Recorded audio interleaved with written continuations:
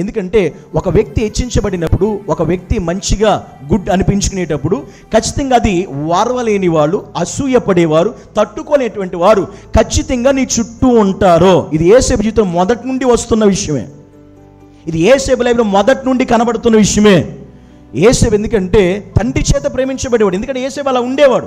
ఇంతగా మీరు పై వచనంలో కూడా చదివాడు. అసలు యేసేపు ఏం చేసేవాడు? తండ్రి అలా ప్రేమించడానికి యేసేపులు ఏం చూశాడు? యాకోబు అంటే వృద్ధాప్యం పుట్టాడనే ఒక విషయం కారణమే కాదు, 2 రాయలకు పుట్టాడనే కారణమే కాదు. యేసేపులో ఇంతకు ముందు మీరు చదివారు, మొదటి 2వ వచనంలో ఒక మాట ఉంటుంది. అప్పుడు యేసేపు వారి చెడు తనమును గూర్చిన సమాచారం వారి తండ్రి యొద్దకు. యేసేపుకు ఒక లక్షణం ఏంటో తెలుసా మీకు? చెడుతనం గూర్చి, చెడ్డ విషయాలు, చెడ్డ తలంపులు, చెడ్డ పనులు, చెడ్డ క్రియలు, లోక సంబంధమైనటువంటి మాటలు, లోక సంబంధమైన తలంపులు, లోక సంబంధమైన ఉద్దేశాలు తన 10 మంది అన్నల్లో ఏ ఒక్కళ్ళలో కనిపించినా వెంటనే తీసుకెళ్ళి తండ్రికి చెప్పేవాడు. అది యేసేపుకున్న లక్షణం.